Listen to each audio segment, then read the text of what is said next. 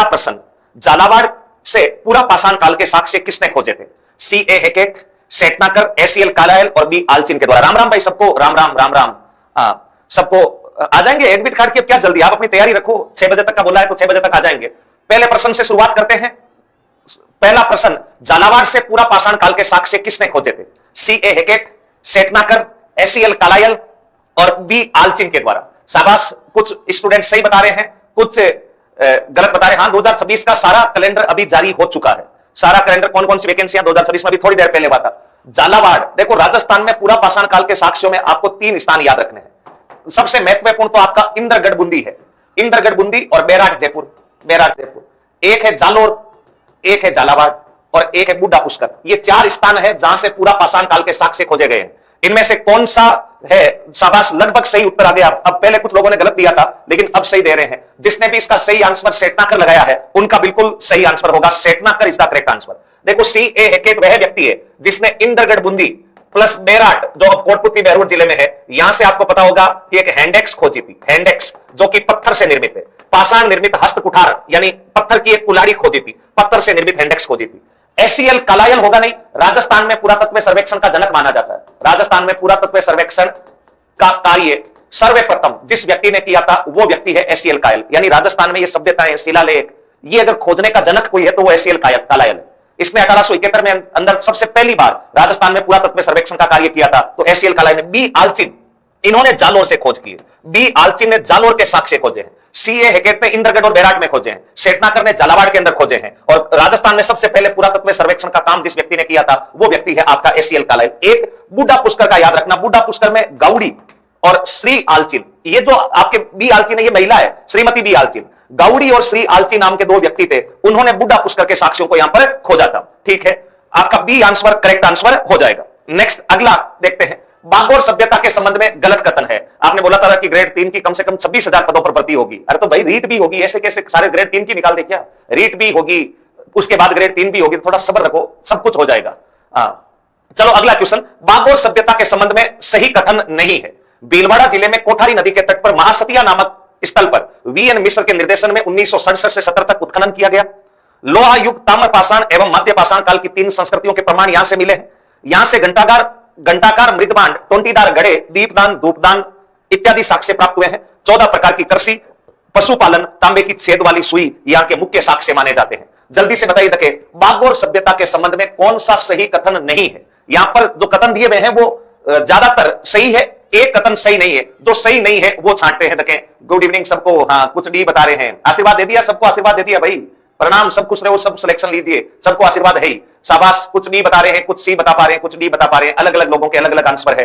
बागोर भीलवाड़ा जिले में कोठारी नदी के तट पर महासतिया नामक स्थल पर वीएन मिश्र के निर्देशन में, यह बात तो बिल्कुल सही है कि बागोर सभ्यता मध्य पाषाण काल का स्थल है, मध्य पाषाण काल का स्थल है। यह अपने जानते ही हैं। पाषाण काल को 3 भागों में बांटा, पूरा पाषाण, मध्य पाषाण, नव पाषाण, फिर आगे ताम्र पाषाण, कांस्य युग, लोहा युग आगे बढ़ता रहता है, तो मध्य पाषाण काल है।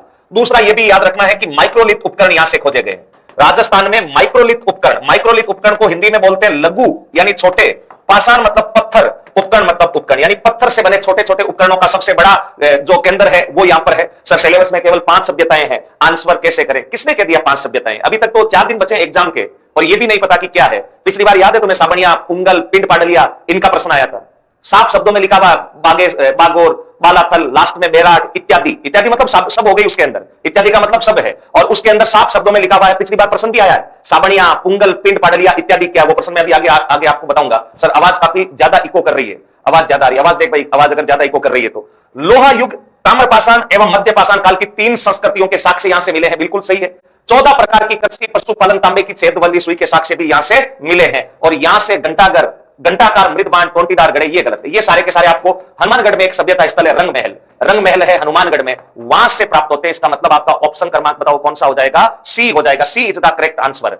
सी आपका बिल्कुल सही और सटीक आंसर होगा, तो सी आपका बिल्कुल सही है। बाकी भीलवाड़ा में है, मध्य पाषाण काल का केंद्र है, कृषि और पशुपालन के सबसे पुराने साक्ष्य मिले हैं। ये थोड़ा सा याद रखना, कृषि टोटल 14 प्रकार की कृषि के प्रमाण यहां से प्राप्त हुए हैं। तांबे की छेद वाली सुई मिली है, पशुओं के बाड़े, कसाई खाने इत्यादि प्राप्त हुए हैं। ये आपके टोंटीदार गड़े वगैरह रंग महल से मिले हैं। चलो नेक्स्ट, अनूपगढ़, तरखान वाला डेरा, चक चौसठ इत्यादि प्राचीन केंद्र संबंधित है। ये सब जितनी सभ्यताएं 10th में लिखी है उतनी तो हमें पढ़नी ही चाहिए। अनूपगढ़, तरखान वाला डेरा, चक्र नहीं है, ये चक है, चक 64, चक्र नहीं है, चक्कर बना दिया इसको, चक, चक 64 इत्यादि प्राचीन केंद्र संबंधित है। आर्य संस्कृति प्रसार के प्राचीन केंद्र, उच्च पूरा पाषाणकालीन चित्रकला के केंद्र, ताम्र उपकरणों के भंडार, ताम्र पाषाणकालीन संस्कृति के केंद्र। कोई ना, तुम तो ये प्रश्न पढ़ लेना। सर ज्योग्राफी कल्चर की आने वाली कल्चर की क्लास है, आगे ले तो ली 8-10 आपकी, एक कल और ले लेंगे, कल्चर की लंबी क्लास ले लेंगे, 8-10 क्लास पहले हो तो गई है, और उसके बाद कल्चर की एक क्लास और ले लेंगे। जल्दी से बताइए, अनूपगढ़, तरखान वाला डेरा, चक 64 इत्यादि प्राचीन केंद्र किसके हैं? जल्दी बता, मैंने मैसेज किया था, तूने देखा नहीं, अब कोई नहीं देखेगा, 4-5 दिन रुक जा, मैसेज बाद में कर लेना। ठीक है, ठीक है, ओके। अरे हाँ, नहीं है तो ठीक है, कर लो, ट्यूशन छोड़ दो, 1-2 स्किप कर लो। नेगेटिव मार्किंग है या नहीं? क्यों नहीं है? 1/3 है नेगेटिव मार्किंग। जल्दी से बताइए देखे, जल्दी से बताइए, B C D, B for beautiful. देखो, उच्च पूरा पाषाणकालीन चित्रकला के केंद्र जो बता रहे हैं वो तो बिल्कुल ही गलत बता रहे हैं। उच्च पूरा पाषाणकालीन चित्रकला के केंद्रों में तो याद करो, बेराट जहां से बर्ड रॉक पेंटिंग प्राप्त हुई, गरड़दा जहां से बर्ड राइडर रॉक पेंटिंग प्राप्त हुई, आपका दर, भरतपुर, दर्रा कोटा, सिसोड़ बूंदी, निमाना बूंदी, ये सारे के सारे उच्च पूरा पाषाणकालीन चित्रकला के केंद्र है। तो ये तो है नहीं। अरे ये आर्य संस्कृति प्रचार के एक प्राचीन केंद्र है, या इसी को मैं कह सकता हूं वैदिक सभ्यता के केंद्र माने जाते हैं। वैदिक सभ्यता के केंद्र राजस्थान में वैदिक सभ्यता के प्रमाण कहां से प्राप्त हुए हैं? वेदों के। तो एक तो अनूपगढ़ से, एक तरखान वाला डेरा से, और एक चक 64। यहां पर आपका जो सही और सटीक आंसर होगा वो ऑप्शन ए होगा। आर्य संस्कृति के प्रसार के प्राचीन केंद्र है राजस्थान में। देखो, एक तो जैसलमेर और एक विराटनगर, ये दो तो है महाकाव्यकालीन केंद्र, और अनूपगढ़, तरखान वाला डेरा और चक 64 ये वैदिक सभ्यता बोल दीजिए, चाहे आर्य संस्कृति के प्रमुख केंद्र बोल दीजिए, एक ही बात है। जिसने भी ए आंसर बताया है उन सबका बिल्कुल सही और सटीक उत्तर हो जाएगा। हाँ, 10th की बुक पढ़ लो बच्चों, बच जाओगे। बिल्कुल सही कह रहा अरुण योगी, लेकिन बताए कौन है? तो ऑप्शन ए जो होगा वो आपका बिल्कुल सही और सटीक उत्तर होगा। नेक्स्ट क्वेश्चन की तरफ बढ़ते हैं। ये लो, ये तो है सिलेबस में, इसको देख लो, सिलेबस में सारी है, ध्यान रखना, लेकिन फिर भी देखते हैं। देखिए, कालीबंगा से प्राप्त मृद भांडों की कौन सी एक विशेषता नहीं है? पतले एवं हल्के मृद भांड जिसमें सुंदरता एवं सुडौलता का अभाव है, लाल मृद भांड जिस पर काले एवं सफेद रंग की रेखाएं खींची गई है, सादे, काले, पॉलिस्टार, भूरे एवं लाल काले रंग के 5 प्रकार के चित्रित मृद भांड प्राप्त हुए हैं। मृद भांडों पर फूल पत्तियों के अलंकरण के साथ मछली, कछुए, बत्तख एवं हिरण आकृतियों को चित्रित किया गया है। सबका गलत, एक दुक्का नहीं लगा। देखो, केवल कालीबंगा में मृद भांडों को पूछा है, बाकी तो हम सब जानते हैं, जुते हुए खेत के प्रमाण, उस्तरा, भूकंप के साक्ष्य, दोहरी फसल, दुर्ग, प्रकोटा, 7 अग्नि वेदिकाएं, हवन के साक्ष्य, ये सब प्राप्त हुए हैं। अब कालीबंगा के अंदर मिट्टी के बर्तन भी हमें प्राप्त हुए हैं। उनमें से कौन सी एक विशेषता कालीबंगा के बर्तनों की नहीं है? मृद भांड का मतलब होता है मिट्टी के बर्तन। कालीबंगा में तो हमें मृद भांड मिले हैं, उनकी कौन सी एक विशेषता नहीं है? हाँ, जुते हुए खेत के प्रमाण, ठीक है, जुते हुए खेत के प्रमाण मिले हैं, लेकिन यहां पर देखते हैं पतले एवं हल्के मृद भांड जिसमें सुंदरता एवं सुडौलता का अभाव है, ये बात तो बिल्कुल सही है, इसमें कहीं गलती नहीं है। यानी कालीबंगा में जो हमें मिट्टी के बर्तन मिले हैं वो बिल्कुल हल्के और पतले हैं, और जिनमें सुंदरता भी नहीं है और सुडौलता तो मतलब बड़ापन तो है ही नहीं, तो ये तो आपका बिल्कुल गलत है। लाल मृद भांड यानी लाल रंग के वो मृद भांड है जिस पर काले एवं सफेद रंग की रेखाएं खींची गई है, इसमें कहीं कोई गलती नहीं है। जो बी बता रहे हैं उनका 100% गलत आंसर है, बी में कहीं कोई गलती नहीं है। सादे, काले, पॉलिस्टार, भूरे एवं लाल काले रंग के 5 प्रकार के चित्रित मृद भांड प्राप्त हुए हैं, ये स्टेटमेंट पूर्ण रूप से गलत है। जिसने भी सी को टिक किया है उनका सही है। सादे, काले, पॉलिस्टार, भूरे और लाल काले, ये जो 5 प्रकार के मृद भांड मिले हैं, ये 5 प्रकार के मृद भांड गिलूंड सभ्यता से मिले हैं। और हम गिलूंड के बारे में जानते हैं कि गिलूंड राजसमंद में स्थित एक स्थल है जो आर्य संस्कृति का केंद्र माना जाता है। वहां से आपको 5 अलग अलग रंगों के मृद भांड मिले हैं, जिसमें सादे भी है, काले भी है, पॉलिस्टार भी है, भूरे है और लाल काले रंग के मृद भांड है। मृद भांडों पर फूल पत्तियों के अलंकरण के साथ मछली, कछुए, बत्तख एवं हिरण की आकृतियां चित्रित की गई है, ये बात बिल्कुल सही है। अतः सी आंसर जिसका बी टिक किया था उन सबका सही है, बाकी सबका गलत है। गया, खत्म, टाटा बाय बाय। अरे ऐसे टाटा बाय बाय नहीं, आराम से सी उत्तर हुआ। एक आधा गलत हो गया तो क्या फर्क पड़ गया? अगला देखो, देखो सिंपल सा प्रश्न है। नोह, भरतपुर, जोधपुरा जयपुर, सुनारी, झुंझुनू, रेड टोंक इत्यादि स्थल संबंधित, इनके बारे में तो सबने नाम सुना होगा। अरे तो आ जाएगा एडमिट कार्ड, ऐसे क्यों कर रहे हो? मेरे समझ नहीं आ रहा, तुम कैसे एग्जाम दोगे? एडमिट कार्ड अभी एग्जाम देने जाओगे क्या? 9 बजे देख लेना एडमिट कार्ड। तैयारी पे ध्यान रखो, एडमिट कार्ड से क्या मतलब है? कुछ तो अभी भी छोटे टाबरों की तरह कर रहे हैं। 2-3 महीने बाद तुम्हें स्कूल में पढ़ाना है बच्चों को। आ जाएंगे एडमिट कार्ड, कहीं जाएंगे क्या एडमिट कार्ड? मेरे समझ में नहीं आया। सिरोही की 1934 है, 1934 में सिरोही प्रजामंडल की फर्स्ट टाइम स्थापना मुंबई में हुई थी भरती शंकर त्रिवेदी के द्वारा, जबकि 1939 में सेकंड बार सिरोही प्रजामंडल 2 बार बना, पहली बार मुंबई में, 2 बार, दूसरी बार सिरोही में। तो मुंबई में 34 में बना था और सिरोही में 39 के अंदर बना था। तो 34 है पहली बार, देवी सेंटर 34 है पहली बार, सेकंड टाइम 1939 के अंदर। तो जल्दी बताओ देखिए, हाँ कोई बी बता रहा है, कोई डी बता रहा है। पूरा पाषाणकालीन संस्कृति के स्थल, मध्य पाषाणकालीन संस्कृति के स्थल, ताम्र पाषाणकालीन संस्कृति के स्थल, लोहा युगीन संस्कृति के हथियार व उपकरणों के भंडार। इस बार सबने सही और सटीक आंसर हो गया ऑप्शन डी, जिसने भी डी पर लगाया। देखो, नोह भरतपुर हम जानते हैं, यहां से लोहे के खूब सारे साक्ष्य मिले, और जो सबसे महत्वपूर्ण है, यहां से तो यक्ष प्रतिमा प्राप्त होती है, एक तो जिसको हम जात बाबा की प्रतिमा भी कहते हैं, और ये यक्ष प्रतिमा और जात बाबा की प्रतिमा शुंग कुषाण कालीन मानी जाती है। ये प्रश्न भी आगे पूछा जा चुका है कि नोह भरतपुर से प्राप्त जात बाबा की प्रतिमा किस काल की है, तो शुंग कुषाण काल की है। जोधपुरा से लोहा गलाने की भट्टियां मिली है, सुनारी से भी मिली है। रेड टोंक को तो प्राचीन भारत का टाटा नगर कहते हैं, यहां से खूब सारी सोने वगैरह, सोने के लोहे की मुद्राएं मिली है, इसलिए प्राचीन भारत का टाटा नगर बताओ किसे कहा जाता है, रेड को कहा जाता है। ऑप्शन डी जो है वो आपका बिल्कुल सही और सटीक आंसर होगा, डी पर जिसने भी टिक किया है। तो चलो नेक्स्ट प्रश्न की तरफ बढ़ते हैं।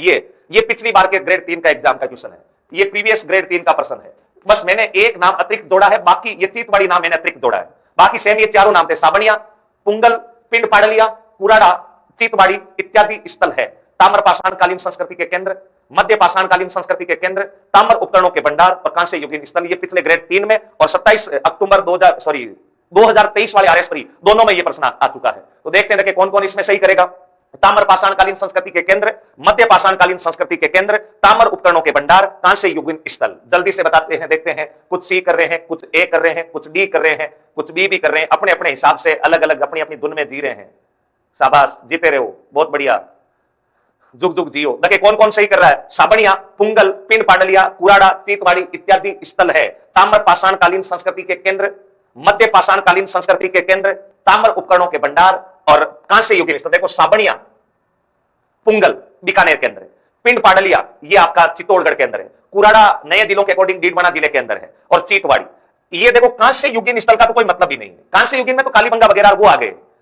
मध्य पाषाणकालीन संस्कृति का केंद्र है नहीं। मध्य पाषाण काल में 3 प्रमुख केंद्र आपको याद रखने, एक तो बागोर, एक तिलवाड़ा और एक सोजत। ये 3 स्थान है जो मध्य पाषाण काल के माने जाते हैं। मध्य पाषाण काल के या तो ताम्र पाषाणकालीन संस्कृति के केंद्र होंगे और या ताम्र उपकरणों के भंडार होंगे। ऑप्शन सी होगा।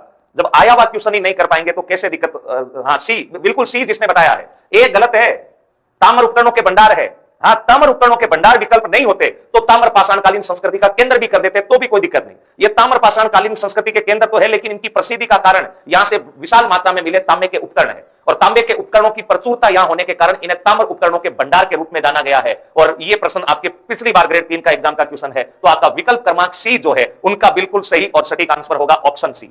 चलो कोई ना, नेक्स्ट ये लोग मध्यकाल से शुरू करते हैं। फ्रांसीसी सेनापति चार्ल्स मार्टेल, जिसने यूरोप में सर्वप्रथम मुसलमानों को पराजित किया था, जिसकी तुलना राजपुताना के किस शासक से की जाती है? राव मालदेव, बप्पा रावल, विग्रहराज चतुर्थ, सवाई जयसिंह। फ्रांसीसी सेनापति चार्ल्स मार्टेल, जिसने यूरोप में सर्वप्रथम मुसलमानों को पराजित किया, जिसकी तुलना राजपुताना के किस शासक से की जाती है? राव मालदेव, बप्पा रावल, विग्रहराज चतुर्थ, सवाई जयसिंह। अब इससे सिंपल तो क्या ही होगा, अगर ये भी गलत हो रहा है तो फिर तो दिक्कतें हैं। क्या दिखा नहीं, दिख जाएगा धीरे धीरे सब। शाबाश शाबाश, जुग जुग जियो। इसमें लगभग सारे के सारे सही बता रहे हैं। हाँ देखिए, चार्ल्स मार्टेल से तुलना किसकी की जाती है? बप्पा रावल की जाती है। और जिस इतिहासकार ने यह तुलना की है उस इतिहासकार का नाम है सीवी वैद्य। पूरा नाम है सीवी वैद्य का चिंतामणि विनायक वैद्य, उन्होंने इसकी तुलना की है। राव मालदेव को तो 52 युद्धों का विजेता कहा जाता है, 52 युद्धों एवं 58 परगनों का विजेता, 52 युद्धों एवं 58 परगनों का विजेता। हसमत वाला राजा पुरुषार्थी बदायूनी ने उनको संज्ञा दी थी। तो यह भी आपको याद रखना कि बप्पा रावल गुहिल वंश के वास्तविक संस्थापक थे बप्पा रावल। बप्पा रावल जिन्होंने मेवाड़ राजाओं के कुल देवता एकलिंगनाथ जी मंदिर का निर्माण करवाया था, बप्पा रावल। विग्रहराज चतुर्थ तो चौहानों के राजा है। चौहानों का जो स्वर्ण काल था वो किसका काल माना जाता है? विग्रहराज चतुर्थ का काल माना जाता है। और सवाई जयसिंह ये जयपुर के राजा थे। सवाई जयसिंह जो कि घर है नक्शर की सारणियां बनाई थी जीत मोहम्मद शाही के नाम से। तो आपके सवाई जयसिंह ने जो किताब लिखी थी वो एक तो लिखी थी जयसिंह कारिका, जयसिंह कारिका, और एक याद रखना जीज मोहम्मद शाही। ये जीज मोहम्मद शाही इसलिए इंपॉर्टेंट है क्योंकि पूछा जाएगा कि सवाई जयसिंह ने गरे हुए नक्शरों पर आधारित सारणियों का वैज्ञानिक विश्लेषण किस पुस्तक में किया था? तो वो पुस्तक जिसमें उन्होंने सारणियों का वैज्ञानिक विश्लेषण किया था वो जीज मोहम्मद शाही नाम की किताब थी। तो बप्पा रावल यहां पर बिल्कुल करेक्ट आंसर हो जाएगा। नेक्स्ट अगला, डॉक्टर गौरीशंकर हीराचंद ओझा ने, फिर खाली जगह है, की प्रशंसा करते हुए लिखा कि दिल्ली के गुलाम वंश के सुल्तानों के समय मेवाड़ के राजाओं में सबसे प्रतापी राजा हुए जिसकी वीरता की प्रशंसा इसके विरोधियों ने भी की थी। बताइए तक डॉक्टर गौरीशंकर हीराचंद ओझा ने, या रिक्त स्थान, इस रिक्त स्थान में आपको पूर्ति करनी है। बप्पा रावल की, राणा हमीर की, रावल रतन सिंह की, रावल जैतर सिंह की। डॉक्टर गौरीशंकर हीराचंद ओझा ने की प्रशंसा करते हुए लिखा है दिल्ली के गुलाम वंश के सुल्तानों के समय मेवाड़ के राजाओं में सबसे प्रतापी राजा हुआ जिसकी वीरता की प्रशंसा इसके विरोधियों ने भी की थी। बप्पा रावल, राणा हमीर, रावल जैतर सिंह कौन है? बिल्कुल हाँ, मतलब तैयारी अच्छे लेवल पर कर ली है। कुछ चीजों में दिक्कत आएगी, तार्किक का भी तो सीधे फैक्चुअल प्रश्न है, लेकिन बोर्ड अध्यक्ष कह रहे हैं कि हम तार्किक मतलब जहां थोड़ा दिमाग लगाना वो आएंगे, अभी सारे प्रश्न आएंगे आगे, तो वहां देखते हैं। शाबाश, बिल्कुल सही। देखो बप्पा रावल नहीं, हाँ ये सही बात है कि मेवाड़ के सबसे प्रतापी राजा, गुहिल वंश के वास्तविक संस्थापक बप्पा रावल ही थे और बप्पा रावल। राणा हमीर नहीं, राणा हमीर को मेवाड़ का उद्धारक कहा जाता है। मेवाड़ का बताओ क्या कहा जाता है? मेवाड़ का उद्धारक कहा जाता है। मेवाड़ का उद्धारक किसे कहा जाता है? तो हम बताएंगे राणा हमीर को कहा जाता है। रावल रतन सिंह गलत उत्तर है। जिसने भी रावल जेतर सिंह बताया है उनका बिल्कुल सही है। रावल जेतर सिंह ने गुलाम वंश में इल्तुतमिश को पराजित किया था। इल्तुतमिश को पीछे धकेला था या इल्तुतमिश को पराजित किया था, याद है आपको? इल्तुतमिश को पराजित, और ये कौन से युद्ध में किया था? 1227 बुताला का युद्ध हुआ था, बुताला युद्ध के अंदर। और ये जो बुताला का युद्ध है इसकी जानकारी हमीद मर्द मर्दन में मिलती है। एक पुस्तक है हमीर मद मर्दन, हमीर मद मर्दन, किसकी किताब है? जयसिंह सूरी। यहां थोड़ा सा एक पॉइंट हमें यह याद रखना है कि जो बुताला के युद्ध की जानकारी देने वाली किताब है हमीर मद मर्दन, जो जयसिंह सूरी की किताब है, उसमें हमीर शब्द का प्रयोग इल्तुतमिश के लिए हुआ है। हमीर, आप रणथंबोर वाले हमीर मत समझ लेना। जो बुताला के युद्ध की जानकारी देने वाली पुस्तक है हमीर मद मर्दन, जो जयसिंह सूरी ने लिखी थी, उसमें जो हमीर शब्द का प्रयोग हुआ है वो हमीर शब्द का प्रयोग किसके लिए हुआ है? इल्तुतमिश के लिए हुआ है। और रावल जेतर सिंह को मध्यकालीन मेवाड़ का स्वर्ण काल कहते हैं। डॉक्टर दशरथ शर्मा ने चित्तौड़गढ़ का प्रथम विजेता रावल जेतर सिंह को कहा है। आहड़ और नागदा को भारी क्षति हुई थी बुताला के युद्ध में, इसलिए चित्तौड़गढ़ को कैपिटल बनाने वाला राजा भी रावल जेतर सिंह थे। मध्यकालीन मेवाड़ का स्वर्ण काल, चित्तौड़ को राजधानी बनाने वाला पहला राजा, डॉक्टर दशरथ शर्मा के अनुसार चित्तौड़गढ़ का प्रथम विजेता, बुताला के युद्ध में इल्तुतमिश को पराजित। जानकारी उस युद्ध की हमीद मद मर्दन में मिलती है और हमीद मद मर्दन किताब जयसिंह सूरी ने लिखी जिसमें हमीर शब्द का प्रयोग इल्तुतमिश के लिए किया हुआ है। मेवाड़ का स्वर्ण काल नहीं है, मध्यकालीन मेवाड़ का स्वर्ण काल माना जाता है, ध्यान रखना। तो आपका जो सही और सटीक आंसर होगा वो ऑप्शन डी हो जाएगा, रावल जेतर सिंह आपका सही और सटीक आंसर होगा। चलो नेक्स्ट, राणा कुंभा के संबंध में दिए गए कथनों पर राणा कुंभा के संबंध में सत्य कथन बताइए। हाँ, कल्चर की कल पढ़ेंगे, कल्चर की क्लास के बारे में कल जाएंगे। तो देखते हैं, देखें कमेंट आवे के सब आवे, कमेंट सब आवे कमेंट। अगला देखो, राणा कुंभा के संबंध में सत्य कथन बताइए। मेवाड़ के सामंतों को पराजित कर राठौड़ सामंतों का विश्वास अर्जित कर साम्राज्य विस्तार किया। चंडी शतक के रचयिता बाण भट्ट कुंभा के दरबारी थे। चंडी शतक की व्याख्या राणा कुंभा ने की है। संगीत राज, ताम्रध्वज रतिसार, संगीत मीमांसा, सूड प्रबंध कुंभा की प्रमुख रचनाएं हैं। कुंभा धनुर्विद्या के शिक्षक थे, अतः इन्हें चाप गुरु की उपाधि से शोभित किया गया। 1 2 3 4 सभी सही है, 2 3 4 सही है, केवल 3 एवं 4 सही है, केवल 1 एवं 2 सही है। जल्दी से बताइए, देखें राणा कुंभा के संबंध में सत्य कथनों का चुनाव कीजिएगा। ध्यानपूर्वक कथनों को पढ़े, जल्दबाजी नहीं करे। उतावलियो जावे 2 बार वाली बात है, उतावलियो जावे 2 बार। मेवाड़ के सामंतों को पराजित कर राठौड़ सामंतों का विश्वास अर्जित कर साम्राज्य विस्तार किया। चंडी शतक के रचयिता बाण भट्ट कुंभा के दरबारी थे और चंडी शतक की व्याख्या राणा कुंभा ने की थी। संगीत राज, कामराज रतिसार, संगीत मीमांसा, सूड प्रबंध कुंभा की प्रमुख रचनाएं हैं। हाँ, ए बता रहे हैं, कोई बी बता रहा है, कोई सी लग रहा है, ए लग रहा है मुझे। तो ए लग रहा है से क्या मतलब है? कंफर्म बताना है। 1 2 3 4 सभी सही है, ज्यादातर ए बता रहे हैं। तो देखो ए तो कंफर्म गलत है, ए में तो कहीं पर भी कोई गुंजाइश नहीं है। अरे तो थोड़ा बहुत तो पढ़ो, ऐसे ही जीव उठा लेते हो। मेवाड़ के सामंतों को पराजित, कुंभा मेवाड़ के राजा है। चलो कोई बात नहीं, मान भी लेते हैं कि सामंतों ने बगावत कर दी होगी। राठौड़ सामंतों का विश्वास अर्जित किया, राठौड़ तो मारवाड़ के सामंत थे, और साम्राज्य विस्तार किया। यह तो पूर्णतः गलत है। हाँ, यह सही बात है कि राठौड़ सामंतों को पराजित किया और मेवाड़ के सामंतों का विश्वास अर्जित किया, और मेवाड़ के सामंतों का विश्वास अर्जित करके अपने साम्राज्य का विस्तार किया था। तो पहला तो पूर्ण रूप से गलत है, उल्टा है ये। राठौड़ सामंतों को पराजित करके मेवाड़ के सामंतों का विश्वास अर्जित किया था और फिर साम्राज्य का विस्तार किया था, ना कि मेवाड़ के सामंतों को पराजित किया था। तो ये आपका गलत है। अब देखते हैं, देखें अब ज्यादातर बी पर लगे हुए हैं। चंडी शतक के रचयिता बाण भट्ट कुंभा के दरबारी थे। किसने कह दिया दरबारी थे? चंडी शतक के रचयिता बाण भट्ट हर्षवर्धन के दरबारी थे, कन्नौज के राजा थे। बाण भट्ट ये हर्षवर्धन के दरबारी थे, ध्यान रखना। हर्षचरित किताब लिखी है, आपको याद रखना। बाण भट्ट हर्षवर्धन के, बाण भट्ट ने किताब लिखी है हर्षचरित। अपन एक कल्चर में पढ़ते हैं कि बंदेज कला के बारे में सबसे पहले जानकारी हर्षचरित में मिलती है। हर्षचरित मतलब हर्षवर्धन का चरित्र, और एक किताब लिखी है चंडी शतक। तो राणा कुंभा के दरबारी कहां से हो गए? राणा कुंभा के दरबारी नहीं थे। हाँ, चंडी शतक की व्याख्या कुंभा ने की, ये बात सही है, लेकिन ये तो दो तो गलत है, दो गलत है, इसका मतलब ये भी गलत है। तो या तो उत्तर सी होगा और या उत्तर बताओ कौन सा होगा? डी होगा। तो ध्यान रखना, संगीत राज, कामराज रतिसार, संगीत मीमांसा, सूड प्रबंध कुंभा की प्रमुख रचनाएं, ये बात सही है। और कुंभा धनुर्विद्या के शिक्षक थे। हाँ, कुंभा धनुर्विद्या सिखाया करते थे, शिक्षक थे, उन्हें चाप गुरु की उपाधि से शोभित किया गया, ये भी सही है। तो जिसने 3 और 4 यानी सी पर टिक किया है उनका बिल्कुल सही और सटीक आंसर होगा सी इज द करेक्ट आंसर। ए और बी जिन्होंने बताया है उनका गलत है, सी जिसने भी बताया है उन बिल्कुल सबका सही और सटीक आंसर होगा। यहां एक याद रखना, जब भी कुंभा के ग्रंथों का प्रश्न आएगा कि निम्नलिखित में से कौन सी एक कुंभा की रचना नहीं है, तब एक पुस्तक लिखी हुई आएगी संगीत सार। संगीत सार रचना नहीं है, कुंभा की टिक्का है। तो संगीत सार कुंभा की बताओ क्या है? टिक्का है। तो केवल 3 एवं 4 बिल्कुल सही और सटीक आंसर होगा सी। चलो अगला, राणा सांगा की मृत्यु 30 जनवरी 10 नहीं है, मिसप्रिंट हो गया, 30 जनवरी 1528 को किस स्थान पर हुई? खानवा, कालपी, बसवा, मांडलगढ़। ये थोड़ा सा विवादास्पद है, लेकिन ये जानबूझकर पूछा गया है, क्योंकि ऐसे प्रश्न बोर्ड की किताबों के हिसाब से बना देता है। और अपन ये प्रश्न देखना आधे से ज्यादा गलत करेंगे, और कोई ऐसा नहीं है कि कोई डिफिकल्ट प्रश्न है, लेकिन एनसीईआरटी प्रश्न में से सीधा प्रश्न आ जाता है, फिर अपन विवाद करते रह जाते हैं। शाबाश, कोई बी बता रहा है, कोई सी बता रहा है। राणा सांगा की मृत्यु 30 जनवरी 1528 को किस स्थान पर हुई थी? शाबाश, Kalpi, Kalpi, Kalpi, B C admit card is out. हाँ, आने दे एडमिट कार्ड को। देखो 30 जनवरी, देखो खानवा में तो राणा सांगा घायल हुए थे, ये तो आप कंफर्म जानते हैं। राणा सांगा खानवा के मैदान में बताओ क्या हुए थे? घायल हुए थे। बाद में पृथ्वीराज कछवा, एक दो उनके और सहयोगी थे, उन्होंने सांगा को बाहर निकाला था। बाद में पृथ्वीराज कछवा शहीद हो गए थे। मांडलगढ़ में कुंभा का अंतिम संस्कार हुआ था, अंतिम संस्कार। और यहां इनकी 8 खंभों की छतरी बनी हुई है। 8 खंभों की बताओ क्या बनी हुई है? छतरी बनी हुई है। ये वही प्रश्न है जैसे संत पिपाजी की गुफा वाला प्रश्न है। मांडलगढ़ में इनका अंतिम संस्कार हुआ था। प्रताप सांगा, तीनों की मृत्यु जनवरी में हुई थी। हाँ, तारीख याद रखने की जरूरत नहीं है। आपके महाराणा प्रताप 19 जनवरी, सांगा की 30 जनवरी। इसका जो सही और सटीक आंसर होगा वो दौसा, बसवा होगा। अब आप कहेंगे सर कालपी में, हाँ ये सही बात है कि कालपी में एक जगह पड़ती इरिच का मैदान, कालपी के निकट एक जगह पड़ती इरिच का मैदान, वहां पर राणा सांगा को बताओ क्या दिया गया था? जहर दिया गया था। गंभीर घायल हो गए थे, लेकिन मृत्यु बसवा में हुई थी। आपको कई सारी जगह कालपी लिखा मिलेगा, लेकिन मैं फिर बता देता हूं, 10th की किताब खोलना, उसमें राणा सांगा पर 9 लाइनें लिखी हुई, उसमें लास्ट लाइन ये लिखी हुई है। हिंदी ग्रंथ अकादमी की किताब खोलना, उसमें 7वीं लाइन ये लिखी हुई है कि 30 जनवरी 1528 को राणा सांगा की मृत्यु कहां पर हुई थी? बसवा में हुई थी। कालपी में कोई गलती नहीं है, कालपी भी ठीक उत्तर है। लेकिन जिस प्रकार रीट में बोर्ड ने सीधा प्रश्न बनाया था कि राजस्थान का अजय किला किसको कहते हैं?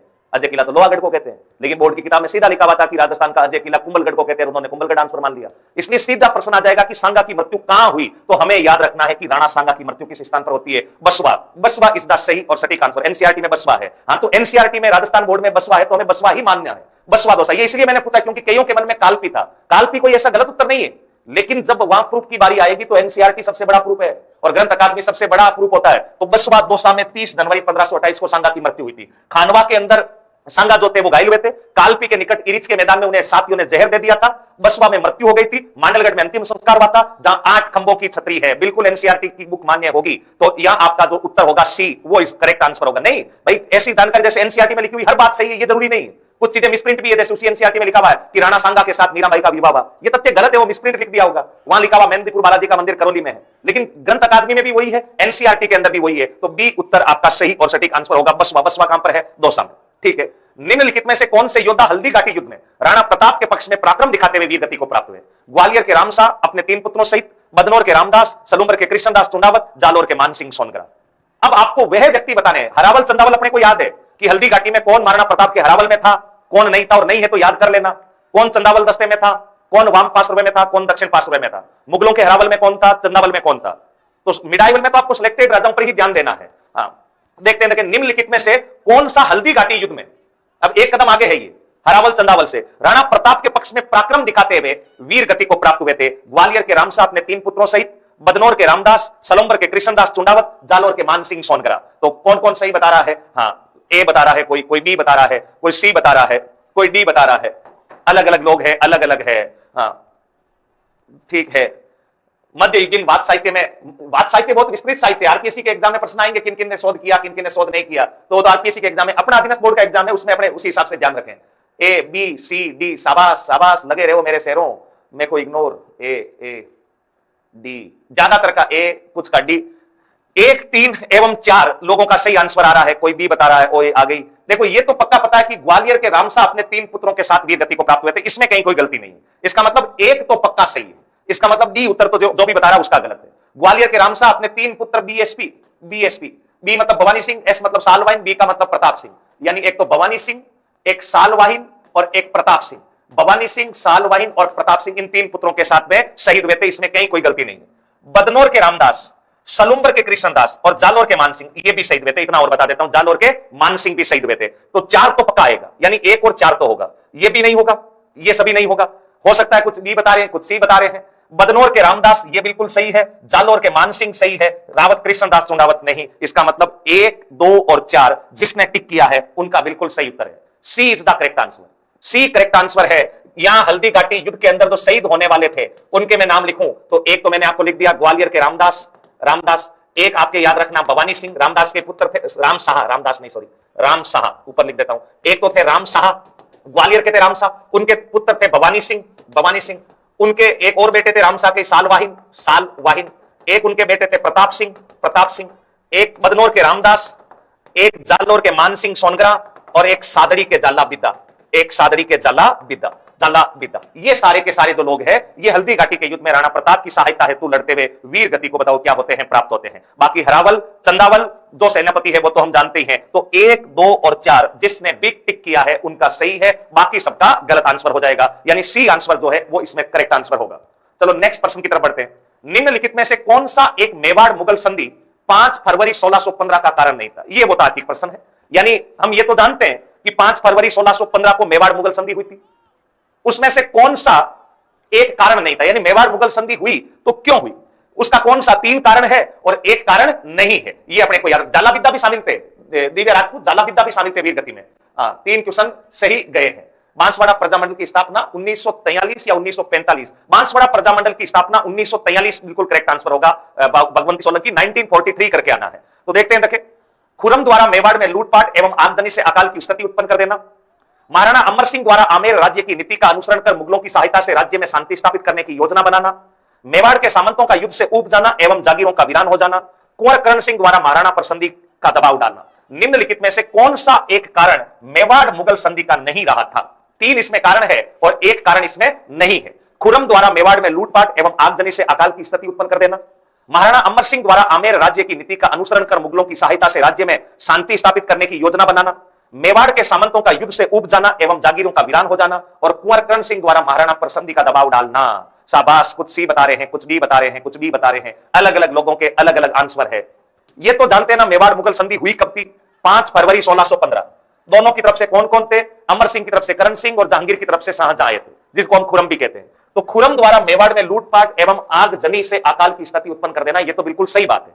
मेवाड़ की आर्थिक स्थिति को बहुत क्षति पहुंचाई गई थी, किसानों की खड़ी फसलों में आग लगा दी गई थी और पब्लिक का प्रेशर था कि कैसे भी करके मुगलों को कंट्रोल किया जाए, तो यह भी एक प्रमुख कारण था। महाराणा अमर सिंह द्वारा आमेर राज्य की नीति का अनुसरण कर मुगलों की सहायता से राज्य में शांति स्थापित करने की योजना। एक बार छोड़ दो, अगर आपको थोड़ा दिक्कत आ रही है तो। मेवाड़ के सामंतों का युद्ध से उब जाना एवं जागीरों का वीरान हो जाना, यह बिल्कुल कारण है। लंबे समय से संघर्ष चल रहा है। 1576 से 1615 का समय आ गया भाई साहब। मुगलों के आक्रमण 1576, 1577, 1578, 1579, 1580, 1584, 1500 आपके 97, 1599, 1601, 1603, 1605, 1607, 1609, 1612, इतने आक्रमण हुए। 1576 मानसिंह हल्दी घाटी, 1577, 1578, 1579 मानसिंह साबाज खां, 1580 रहीम खान खाना, 1582 सुल्तान खां, 1584 जगन्नाथ कछवाहा, 1597 आपके महाबत खां वगैरह वो आए थे। तो इतने सारे आक्रमणों से ऊब जाना, यह भी एक कारण था। कुंवर करण सिंह द्वारा महाराणा पर संधि का दबाव डालना बिल्कुल सही कारण था। इसका जो सही आंसर होगा ऑप्शन बी होगा। बी जिसने भी टिक किया है उन सबका सही है, बाकी सबका गलत है। महाराणा अमर सिंह द्वारा आमेर राज्य की नीति का अनुसरण कर मुगलों की सहायता से राज्य में शांति स्थापित करने की योजना, यह बिल्कुल गलत बात है। महाराणा अमर सिंह इस संधि के पक्ष में थे ही नहीं। महाराणा अमर सिंह हर हाल में युद्ध चाहते थे। वो नहीं चाहते थे कि किसी भी टाइप का एग्रीमेंट हो, समझौता हो, संधि हो, लेकिन कई सारे दबाव काम कर रहे थे। उनके पुत्र करण सिंह का भी दबाव काम कर रहा था। और आपको ये भी जानना चाहिए कि जब संधि हुई थी तब अमर सिंह गए भी नहीं थे। चलो जाना नहीं जाना अलग मुद्दा, लेकिन संधि के बाद अमर सिंह एकांत में रहने लग गए थे। वो राजकार्य में कम ही रुचि रखते थे, लोगों से मिलना जुलना कम हो गया था और उनके मन में आत्मग्लानि का भाव था। उनके मन में ऐसे लग रहा था कि यार ये मैंने क्या कर दिया है। आत्मग्लानि का भाव अमर सिंह के मन में था। तो अमर सिंह आमेर की नीति का अनुसरण नहीं करना चाहते थे। कहीं भी स्थिति में यह कारण नहीं हो सकता। अनुसरण कर मुगलों की सहायता से शांति स्थापित करना यह कारण नहीं है। अतः आपका बी जिसने भी टिक लगाया है उन सबका सही है, बाकी सबका गलत है। निम्नलिखित में से कौन सा एक मेवाड़ मुगल संधि 5 फरवरी 1615 का कारण नहीं था? तो कौन सा कारण नहीं था? ऑप्शन बी जो है वो सही आंसर हो जाएगा। चलो नेक्स्ट क्वेश्चन की तरफ बढ़ते हैं। राव जोधा के संबंध में असत्य कथन कौन सा है? हाँ, 10th की राजस्थानी बुक से क्वेश्चन है, बिल्कुल है 10th की बुक से यही क्वेश्चन भी। हाँ, राव जोधा के संबंध में असत्य कथन है। पहला, मारवाड़ शासक राव रणमल के पुत्र थे। 1438 ईस्वी में चित्तौड़गढ़ में रणमल की हत्या के बाद बीकानेर के निकट काहुनी गांव के जंगलों में रहकर शक्ति को संगठित किया। राव जोधा की रानी चांद कंवर ने जोधपुर में चांद बावड़ी का निर्माण करवाया। राव जोधा ने दिल्ली के सुल्तान बहलोल खान लोधी की सेना को पराजित कर प्रतिष्ठा प्राप्त की। डॉक्टर गौरीशंकर हीराचंद ओझा ने राव जोधा को मारवाड़ का प्रथम प्रतापी शासक कहा है। 77, 78, 79 में शाहबाज खां को कब जीत हुई थी? शाहबाज खां 3 अप्रैल 1578 को कुंभलगढ़ का युद्ध कुछ समय के लिए जीतते हैं और 3 अप्रैल 1578 को कुंभलगढ़ के किले पर थोड़े से समय के लिए वो अधिकार प्राप्त कर लेते हैं। तो देखते हैं नेक्स्ट क्वेश्चन। राव जोधा के संबंध में कौन सा कथन असत्य है? राव जोधा के संबंध में असत्य कथन है, मारवाड़ शासक राव रणमल के पुत्र थे। चित्तौड़गढ़ में रणमल की हत्या के बाद बीकानेर के निकट काहुनी गांव के जंगलों में रहकर शक्ति को संगठित किया। आपको देखना था कि सही है गलत है।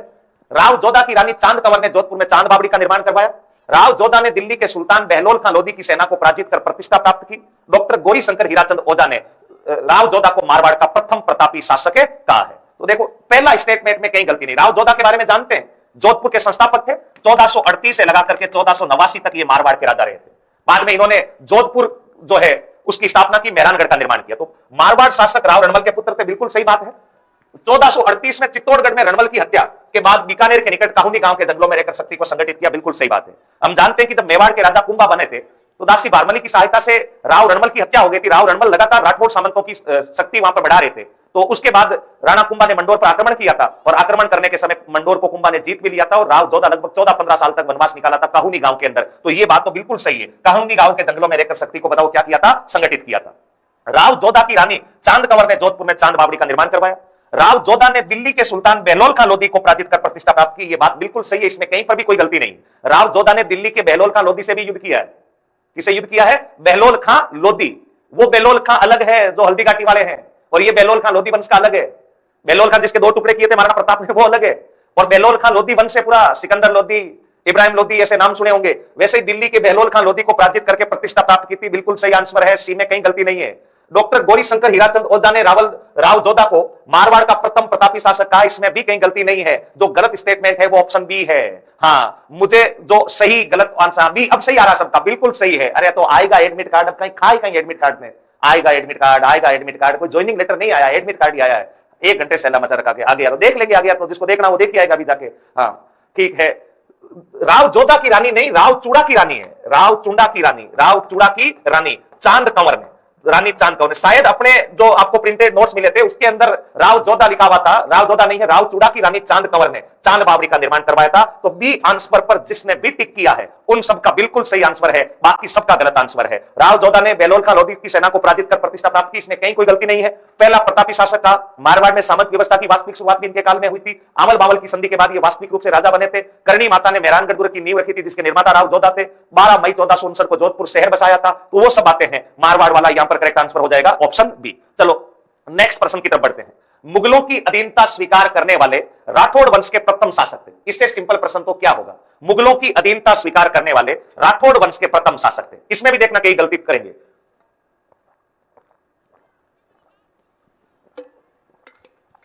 हाँ, रानीसर तालाब, जसमादे ने रानीसर तालाब, जहां पर चंद्रसेन ने युद्ध लड़ा था, राव चंद्रसेन ने युद्ध लड़ा था। ये देखो, शाबाश।